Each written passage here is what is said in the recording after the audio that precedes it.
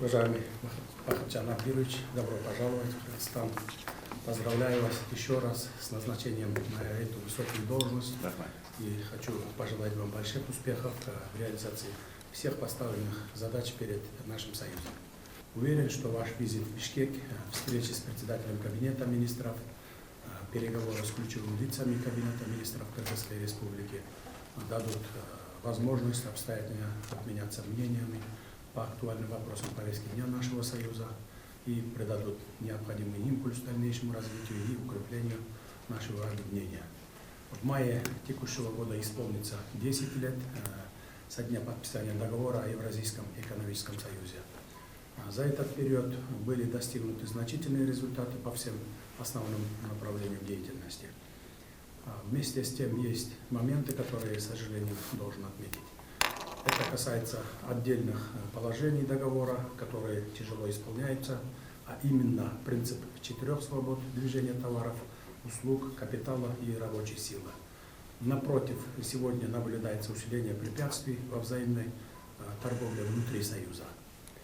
На протяжении последних 7 лет о проблемах на внутреннем рынке говорил каждый из глав государств-членов Союза, но опять-таки, к сожалению, следует признать, что они не решаются. Но мы остаемся убежденными в том, что приоритетной задачей для всех нас является создание полноценного экономического союза. Это базовый принцип построения нашего союза, и мы должны достичь цели в самое ближайшее время.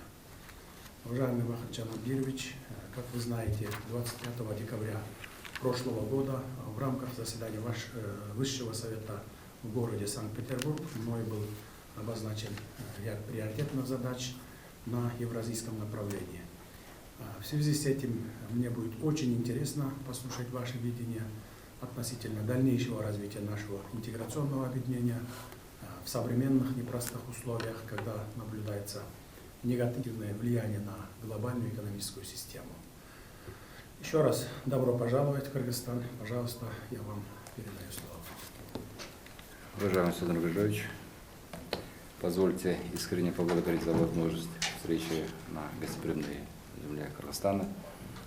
Вы правильно отметили, в этом году как раз 10 лет с момента подписания договора о Евразийском экономическом союзе. Подготовка идет. Олег Григорьевич знает, на совете эти вопросы обсуждаются. Ну и ряд моментов, сопровождающих это мероприятие, организационного, технического характера продолжается. Сегодня наш союз является динамично развивающим интеграционным объединением. Вы это хорошо знаете. ВВП всех нас на сегодня 2 триллиона 602 миллиарда долларов США. Численность населения вы тоже хорошо знаете, 185 миллионов человек. Рынок огромный. Взаимная торговля государств-членов 85 миллиардов долларов США. Растет с момента образования почти в 2 раза Союза. И внешняя торговля государств-членов составляет сегодня более 900 миллиардов долларов США, тоже где-то процентов на 60 с момента образования, выросло с момента образования Союза. Большой документ, вы правильно отметили, в прошлом году в декабре главным государством был принят Декларация о Евразийском экономическом пути. Очень подробно этот документ с странами обсуждали на экспертном уровне, на уровне правительства. В итоге сейчас мы приступили к подготовке плана мероприятий по данной декларации. Правильно отметили вопросы эффективного оперативного устранения барьеров. Этот вопрос часто поднимается и сторонами.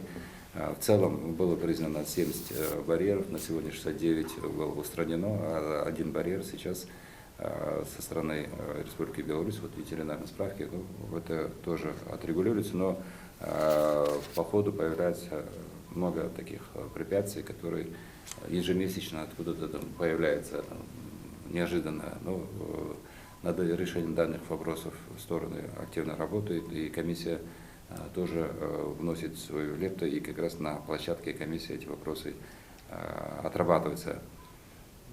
И вот категория проблемных вопросов, когда правовое регулирование де юре содержит признаки барьера, а по факту носит такой прогрессивный характер, такой имеется.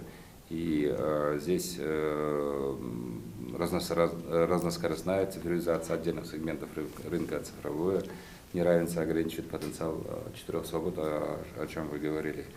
Над этими всеми вопросами работаем. Сейчас вот до вас я встречался с премьер-министром Армении господином Пашиняном, президентом Беларуси господином Лукашенко. После вас у меня встреча будет с президентом России Владимиром Владимировичем Путиным. И везде я декларирую тезис о том, что сейчас основная работа будет заключаться не в том, чтобы озвучивать какие-то там идеологические, социальные или технического характера больше вопросы, а реализовывать то, что заложено в договоре. Уважаемый Рахатчан Абдирович, спасибо большое. Мы, конечно, дорожим нашими отношениями с партнерами по ЕС. Нацелены на долгосрочное сотрудничество и партнерство в рамках нашего союза. Готовы всемерно наращивать и укреплять прочную базу ЕС.